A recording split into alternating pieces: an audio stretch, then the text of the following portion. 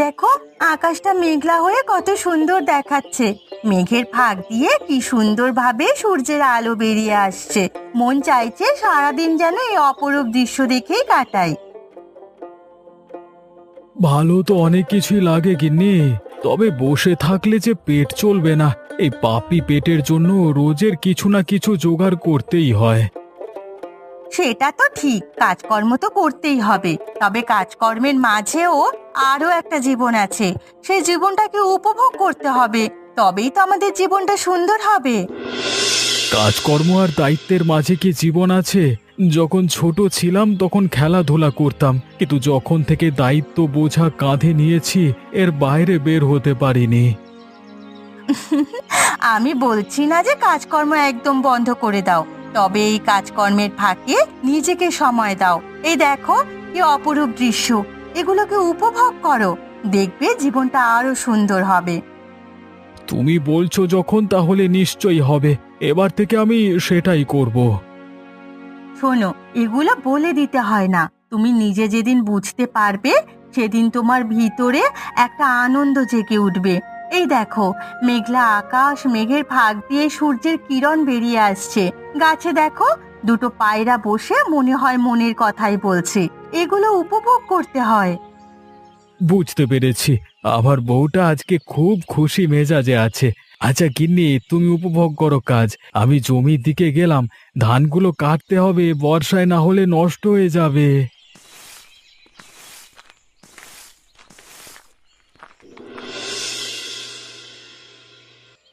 আমাকে বসতে বলে কোথায় যে গেল গিন্নি, আমার যে দেরি হয়ে যাচ্ছে। সত্যি বাবু, তুই একটা মেয়েকে বিয়ে করেছিস, তো সময়ের তো কোনো মূল্যই দেয় না। এইসব গরিব ভিখিরি মানুষেরা জানে না কি যে সময়টা কত মূল্যবান। ঠিকই বলেছো দিদি, বিয়েটা করাই আমার ভুল হয়েছে।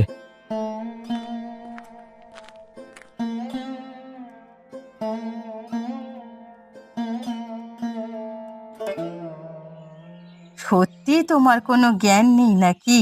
আমাদের মতো ব্যবসায়ী মানুষদের সময় কতটা মূল্যবান তুমি জানো? এরকম ভাবে সময় নষ্ট করছো আমাদের। কোথা থেকে ভিখিরিগুলো সব চলে আসে। না না দিদি, আমি সময় নষ্ট করছি না। ব্যবসার সাথে সাথে খাবারটাও খেতে হবে, খাবার না খেলে গায়ে শক্তি আসবে কোথা থেকে?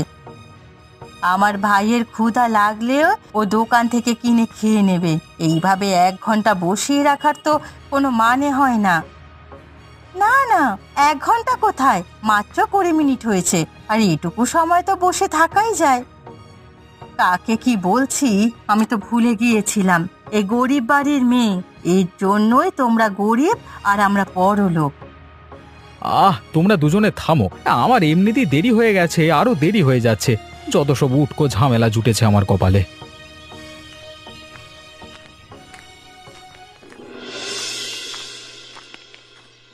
বাড়িতে রোজ রোজ ঝামেলা আর ভালো লাগে না। কেন যে গরিব মেয়েটাকে বিয়ে করতে গেলাম, রোজের খালি অশান্তি বাঁধায়। এখন তাড়াতাড়ি পা চালিয়ে দোকানে যাই।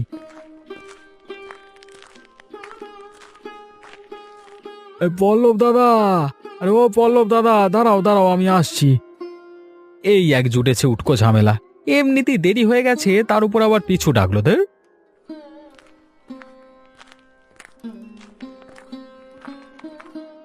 দাদা, দোকানে যাচ্ছ নাকি? তা আজকে এত দেরি হলো কেন? তোমার কি কোনো কাজকর্ম নেই নাকি? এমনিতেই দেরি হয়ে গেছে, তোমরা আবার পেছু ডাকছো। আরে তোমরা তো আর বোঝো না সময়ের মূল্য, ওই জন্যই এখনো পর্যন্ত গরিব হয়ে আছো। মনে হচ্ছে দাদার মনটা ভালো নেই আজকে। ঠিক আছে দাদা, তুমি এগিয়ে যাও, আমি একা একা আসছি। সে আমার মন কেমন আছে সেটা তোমাকে জানতে হবে না, শুধু এটুকু বলছি, আমাদের সাথে মিশতে এসো না। আমরা বড় লোক আর তোমরা গরিব, দুজনকে মানায় না। আমি এত অপমান সহ্য করব না তো। তোমার এই বড়লোকি অহংকার একদিন শেষ হবে। যেমন তোমার বউ খুব ভালো কিন্তু তুমি কদর করো না, ঠিক তেমনই এই অহংকার তোমায় একদিন শেষ করবে। দেখবে একদিন এই অহংকারের জন্য সব হারাবে। 2 টাকার ভিখিরি আমাকে জ্ঞান দিতে এসেছে। আমার প্রতিবেশী হওয়ার তোর কোনো যোগ্যতাই নাই, যত সব।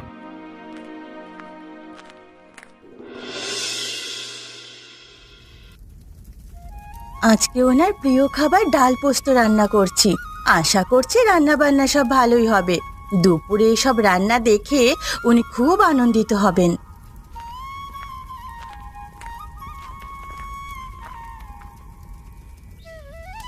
এই যে ভিখারি, এখনো তো রান্না হয়নি, কি করছিস এতক্ষণ ধরে? দিদি, প্রথমত আমাকে ভিখারি বলাটা বন্ধ করো তুমি, আর তোমার মুখে লাগাম দাও। আমার সাথে এরকম ভাবে কথা কেন বলছো? এ কি মুখের ভাষা? তোমার বাবা মা তোমাকে কিছু শিক্ষা দেয়নি? এত বড় সাহস তোর, তুই আমার বাবা মাকে নিয়ে কথা বলছিস? আজকে তোর একদিন কি আমার একদিন। 2 টাকার ভিখারি আমাকে জ্ঞান দিচ্ছে। এই বাড়িতে থাকার তো যোগ্যতাও নেই তোর। তুমি আমায় মারলে দিদি? তুমি তো পরের বাড়ি গিয়ে সংসার করতেও পারোনি, আর আমাকে সংসার করতে দিচ্ছ না। যত বড় মুখ নয় তত বড় কথা। আজকে তোকে আমি বাড়ি থেকে বার করেই ছাড়বো। বড্ড বার বেড়েছিস তুই, তোর একদিন কি আমার একদিন। উনি এলে আমি ওনাকে সব বলবো, তুমি আমার ওপর এরকম ভাবে অত্যাচার করছো। আমার অনেক কাজ আছে, এখন আমি গ্রামের কুয়ো থেকে পানি আনতে যেতে হবে। আর ঝামেলা চাই না, দয়া করে আমার সামনে থেকে সরে যাও। যা যা কাজ কর, কাজের লোকের মতো থাকবি, একদম বেশি ন্যাকামো করতে আসবি না।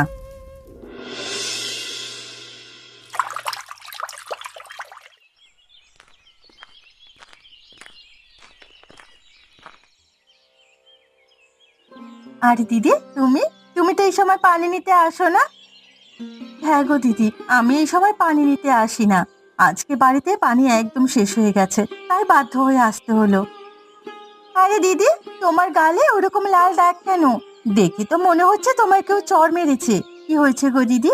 তুমি আমাকে নির্দ্বিধায় বলতে পারো। কি আর বলবো, আমি গরিব বাড়ির মেয়ে, তাই জন্য আমাকে অত্যাচারিত হতে হচ্ছে। আর আমার তো যাওয়ার কোনো জায়গাও নেই, মা বাবা বেঁচে নেই, আর সেখানেও যেতে পারছি না। তোমাকে কি তোমার স্বামী অত্যাচার করছে? শুধু স্বামী নয় গো, তার সাথে আমার ননদও আছে। এই মাত্র আমি রান্না করছিলাম, গিয়ে শুধু শুধু ঝামেলা করলো, আমাকে চড় মারলো, আবার হুমকি দিয়েছে আমাকে নাকি আজকেই বাড়ি থেকে বের করে দেবে। দিদি, তুমি এইসব কথাবার্তা দাদাকে বলবে, দাদা নিশ্চয়ই কিছু একটা করবে, তুমি চিন্তা করো না। এইরকম আমার সাথে হলে আমি তখনই বাড়ি ছেড়ে চলে যেতাম। আমি জানি তুমি খুব কষ্টে আছো। কি আর করবো বলো, এটাই আমার ভাগ্য। সবার কপালে তো আর সুখ থাকে না। ঠিক আছে দিদি, তুমি এখন যাও, তোমার আবার দেরি হয়ে যাবে। হ্যাঁ দিদি, আমি আসছি, পরে আবার কথা হবে। তুমি অবশ্যই আজকে দাদাকে কথাগুলো বলবে, অত্যাচার একদম সহ্য করো না।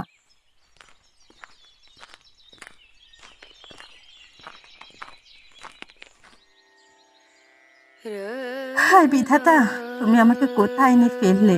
এইভাবে কি বাঁচা যায়? তুলে নাও আমায়, আমি আর বাঁচতে চাই না এইভাবে।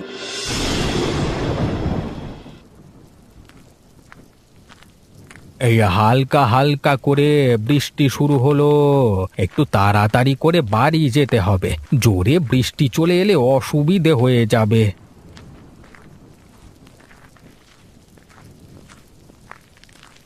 আরে কাকা, কোথায় গেছিলে গো? কাকিমার সাথে দেখা করতে নাকি? হ্যাঁ রে ভাইপো, এই আকাশ থেকে ঘুরে আসছি, দেখলাম তোর কাকিমা বড্ড কাজে ব্যস্ত, তাই চলে এলাম। আরে কাকা ভাইপোতে বেশ ভালোই মজা করা যায় বলো। শুধু কাকা ভাইপো কেন, মজা করবার জন্য একটা ভালো পরিষ্কার মন দরকার, যেটা তোর আর আমার আছে। নিজের প্রশংসা নিজেই করে দিলে বলো। তা কোথায় গেছিলে? এই একটু বেরিয়েছিলাম ঘুরতে, আমার তো আর কাজকর্ম নেই, সারাদিন বাড়িতে থাকতে ভালো লাগে না, এই বাড়ির দিকেই যাচ্ছি। এবার বৃষ্টিটাও নামলো, ভাগ্যিস ছাতা এনেছিলাম। হ্যাঁ, তুমি তাড়াতাড়ি বাড়ি চলে যাও, বৃষ্টি হলেই রাস্তা পেছল হবে, তখন আবার কাদায় পড়ে গড়াগড়ি খেও না জানো। বড্ড বাজে বকিস, তুই কাজ কর, নাইলে আবার বৌমা তোকে খেতে দেবে না। কেন খেতে দেবে না? অবশ্যই দেবে, আমি কত খাটাখাটনি করে যাচ্ছি বলো। থাক বাবা থাক, তোকে আর নিজের গুণগান গাইতে হবে না, তুই কাজ কর, আমি বাড়ির দিকে যাই। একদিন বাড়িতে আসিস, দুজনে মিলে বসে মজা করতে করতে হুঁকো খাবো। তোর বউকে আবার বলিস না, তাহলে আবার তোকে বাড়ি ঢুকতে দেবে না। ঠিক আছে ঠিক আছে।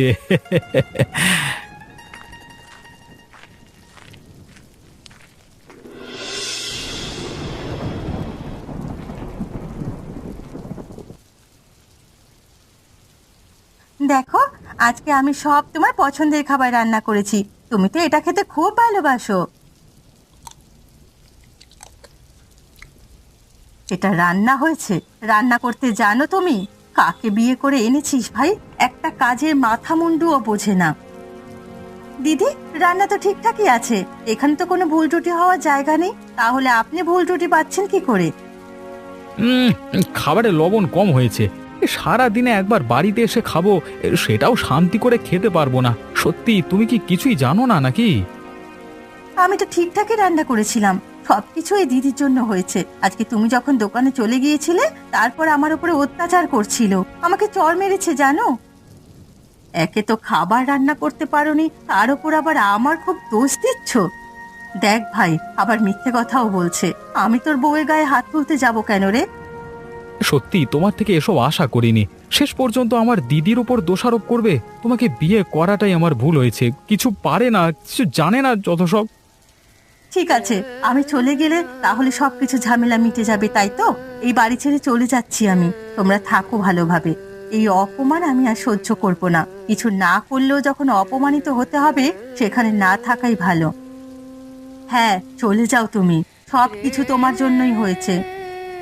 তোমাকে একটা কথা বলে রাখছি, তোমার এই দিদি শুধু টাকা বোঝে, অন্য কিচ্ছু বোঝে না। টাকার কারণে বিয়ে করে গিয়েছিল, আবার টাকা লুটে এ বাড়িতে চলে এসেছে। তেমনি যখন তোমার কাছে টাকা থাকবে না, তখন তোমার দিদির আসল রূপটা দেখতে পাবে।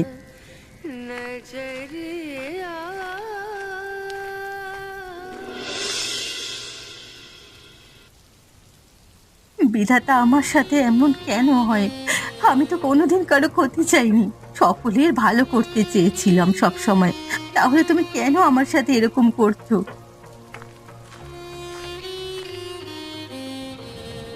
আরে আমার দাওয়ায় বসে তুমি কাঁদছো কেন? সন্ধেবেলায় তুমি কোথায় বেরিয়েছো? কাকা বাবু, আমার অনেক দুঃখ, তাই জন্য আমি বাড়ি থেকে বেরিয়ে এসেছি। আরে তুমি তো আমাদের গ্রামের এই বড় ব্যবসায়ী পল্লবের বউ, তাই না? হ্যাঁ, আমি ঠিকই ধরেছি। তাহলে তোমার এত দুঃখ কিসের? তোমাদের তো অনেক টাকা। ওই টাকাই সর্বনাশ করেছে। আমি সকলের জন্য এত ভাবি, এত কিছু করার চেষ্টা করি, তারপরও আমার কপালে জোটে অত্যাচার। কেন জানেন? কারণ আমি গরিব ঘরের মেয়ে। আমি ওই বাড়ির বড় বউ, কিন্তু আমাকে রাখে কাজের মেয়ের মতো।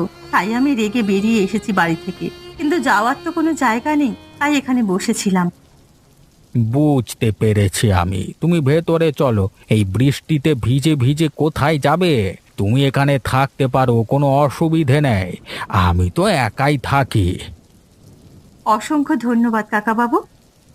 তুমি মেয়ে বলে কি তুমি কিছু পাবে না নাকি? তুমিও কিছু একটা করে দেখিয়ে দাও। নিজের শক্তি দিয়ে, বুদ্ধি দিয়ে প্রতিষ্ঠিত হওয়ার চেষ্টা করো। সকলকে দেখিয়ে দাও তুমিও পারো। হ্যাঁ, আমি একবার ঘুরে দাঁড়াবো। তবে কাকা বাবু, ভিতরে গেলে ভালো হতো।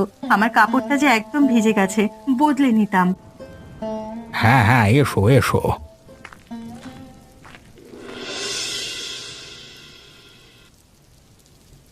দিদি, বন্যা হয়ে গেল যে। মেয়েটা রাগ করে একা বেরিয়ে গেল। ও এখন কি অবস্থায় কোথায় আছে কে জানে। তুই ছাড় তোর কথা। তুই তোর ব্যবসায় মন দে। এইসব ভিখারিদের কিচ্ছু হয় না। আর হ্যাঁ, আমি তোকে বলেছিলাম যে একটা সোনার হার গড়িয়ে দিতে, সেটা কবে করে দিবি? এখন তো হবে না দিদি, বর্ষায় তেমন দোকান চলে না। এর উপর আবার বন্যা হয়ে গেল, একদমই বেচা কেনা হবে না। তাহলে টাকা পাবে কোথায়? যা টাকা আছে তাই দিয়ে এখন সংসার চালাতে হবে। কি, তোর কাছে টাকা নেই? আমাকে সোনার হার গড়িয়ে দিতে পারবি না? তাহলে কিসের জন্য আমার ভাই হয়েছিস? তোমার সোনার হার গড়িয়ে দিতে পারবো না এটা একবারও বলিনি। আমি শুধু বলছি কয়েকটা মাস অপেক্ষা করো, তারপর। এখন যা টাকা পয়সা আছে তা তোমার সোনার গয়নার পেছনে উড়িয়ে দিলে হবে না। যে ভাই প্রতিষ্ঠিত হওয়ার পর তার দিদিকে একটা সোনার হার গড়িয়ে দিতে পারে না, সে ভাই হওয়ার যোগ্যই নয়। আমায় একদম দিদি বলে ডাকবি না। যেদিন আমায় সোনার হার গড়িয়ে দিবি, সেই দিন আমাকে দিদি বলে ডাকবি।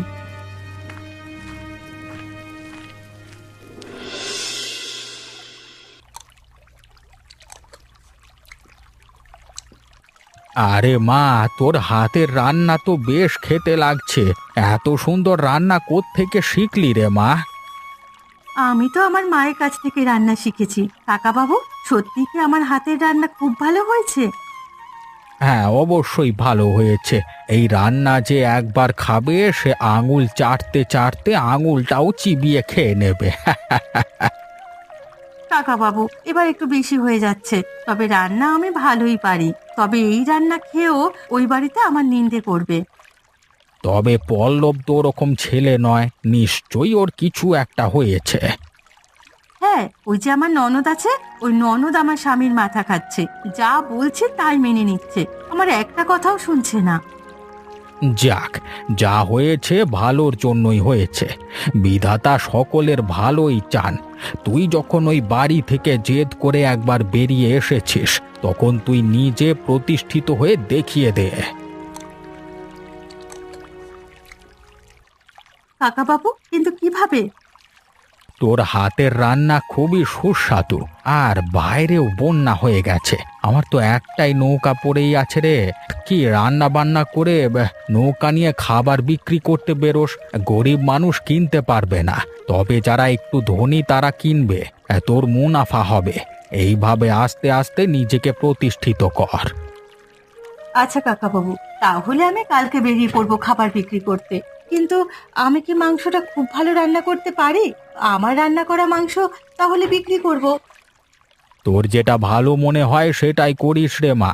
আমি ঘরের দিকে গেলাম, খাওয়া শেষ করেছি। তুই ওই পাশের ঘরটায় ঘুমিয়ে পড়িস।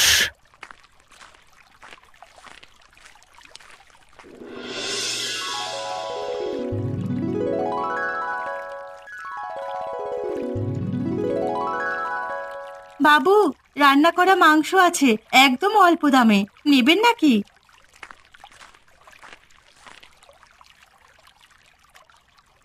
আচ্ছা দিদিভাই, তোমার কাছে মাংস কত কেজি আছে? বাবু, আমার কাছে 10 কেজি মাংস রান্না করা আছে। 1 কেজি মাংস 100 টাকায় বিক্রি করছি। আপনাকে কত দিব? না না, তুমি 1 কেজি মাংসের জন্য 120 টাকা দাও, আর আমাকে এই সমস্ত মাংস দিয়ে দাও। তুমি এত কষ্ট করে রান্না করে নৌকায় করে বিক্রি করতে বেরিয়েছো, এইটুকু তোমার প্রাপ্য। এই নিন বাবু, এতে পুরো মাংসটা আছে। আপনি অনেক বড় মনের মানুষ, সব সময় সকলকে সাহায্য করেন।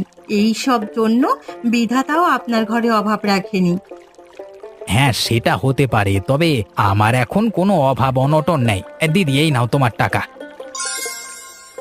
তুমি যতটা পরিশ্রম করবে ততটাই পারিশ্রমিক নেবে। তোমার প্রাপ্য জিনিস তুমি নেবে, এটা তোমার অধিকার। অসংখ্য ধন্যবাদ আপনাকে এত বড় উপকার করার জন্য। তাহলে আমি আসছি এখন। হ্যাঁ, এসো, ভালোভাবে কাজকর্ম চালিয়ে যাও। আরো নতুন নতুন সুস্বাদু রান্না করো, শুধু মাংস নয়, আরো অনেক কিছু। হ্যাঁ, আমি চেষ্টা করব। এই তো আজকে থেকে ব্যবসাটা শুরু করেছি, ধীরে ধীরে সবকিছুই করব।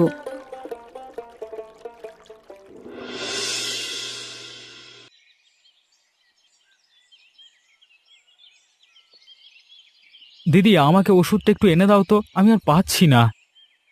আমি কোনো কাজ করে দিতে পারবো না, বললাম না। আমাকে একটা ভালো সোনার হার গড়িয়ে দিতে, সেটা তো দিলি না। কতগুলো মাস কেটে গেল, আমি তো তোর কোনো কাজই করে দিতে পারবো না। তুই আমার নিজে দিদি তো, নাকি মা অন্য কারো কাছ থেকে তোকে নিয়ে এসেছে বলতো? আমার সাথে এরকম ব্যবহার করিস কেন? মা তো ঠিকই বলেছিল, তুই শুধু টাকা বুঝিস, টাকা ছাড়া অন্য কিছু জানিস না। এ বলেছে আমি শুধু টাকা বুঝি? তুই তো তোর প্রতিশ্রুতি দিয়েও রাখতে পারলি না, তাই আমি আমার কর্তব্য করছি না। আয় বিধাতা, তুমি আমাকে কোথায় এনে ফেললে? এখন আমি বুঝতে পারছি গিন্নি ঠিক কথাই বলেছিল, আমি হারে হারে টের পাচ্ছি। সে তুই যাই বলিস, আমার সোনার গয়না গড়িয়ে না দিলে আমি একটা কাজও করে দেব না। তুই তো আমার ভাই নাকি? তোকে আমার দিদি বলতে লজ্জা করছে, এত নীচ মহিলা তুই! একটা মানুষ অসুস্থতায় ভুগছে, তুই এখনো সোনার গয়না নিয়ে পড়ে আছিস। যদিও বা তোকে এত কিছু দিতাম, আর কিচ্ছু দেব না। দিবি না মানে কি? না দিলে তোর একটা কাজও করে দেব না। তুই আমার কটা কাজ করে দিস। তোর কথায় এসে আমি মালতীকে যা নয় তাই বলেছি। পারলে আমাকে ক্ষমা করে দিও মালতী, আমি অনেক বড় ভুল করে ফেলেছি। ফিরে এসো গিন্নি, তুমি ফিরে এসো। তুই তোর বউকে নিজে তাড়িয়েছিস, ও তোর কাছে আর কোনোদিন ফিরে আসবে না। তাই আমি যেটা বলছি সেটা শোন। আমি তোর আসল রূপ দেখে ফেলেছি, এখন মরে যাব তবু তোর কথা শুনবো না।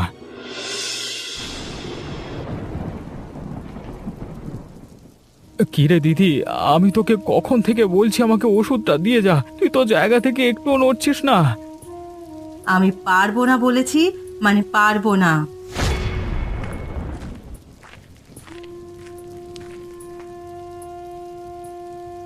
তুমি চিন্তা করো না, আমি চলে এসেছি। আমি তোমার দেখাশোনা করব। তুমি এসেছো গিন্নি, দয়া করে তুমি আমাকে ক্ষমা করে দাও। ও ও অনেক বড় ভুল হয়ে গেছে আমার। এসব কথা এখন বলার সময় নেই। তোমার শরীর খারাপ, আগে শরীরটাকে ভালো করতে হবে। গিন্নি, আমি দিদির কথায় এসে তোমাকে যা নয় তাই বলে অপমান করেছি, তাই জন্য হয়তো আমার ব্যবসাটা এখন বন্ধ হতে চলেছে। একদমই না, তোমার ব্যবসা বন্ধ হয়ে যাওয়ার পেছনে হাত রয়েছে তোমার দিদির। তোমার কষ্ট আমাকে অন্য দোকানে পাঠিয়ে দিয়ে সেই দোকান থেকে ভাগ নিচ্ছে। সে কি, তার মানে আমার ব্যবসা নষ্ট করেছে আমার দিদি? বাইরের শত্রুদের থেকে কিভাবে লড়বো সেটা আমার জানা আছে, তবে এই ঘরের শত্রুদের বিনাশ আগে দরকার। না রে ভাই, এই বুড়ো লোকটা খুব মিথ্যে কথা বলছে। থাক, আমাকে আর কিছু বলতে হবে না, অনেক তোর কথা শুনেছি, তাই আজকে আমি এই অবস্থায়। চলে যা, চলে যা আমার বাড়ি থেকে, যেখানে পারিস চলে যা। তুই খুব স্বার্থপর, তোর চরিত্র এরকম থাকলে তোকে কেউ আপন করে নিতে পারবে না। ভাই, আমার কথাটা তো একবার শোন, তারপর তুই বুঝতে পারবি কে সত্যি কথা বলছে আর কে মিথ্যে কথা বলছে। না রে, আমি তোর কাছ থেকে কিচ্ছু শুনতে চাই না। এক্ষুনি আমার বাড়ি থেকে বেরিয়ে যা, আর কোনোদিন ফিরে আসবি না।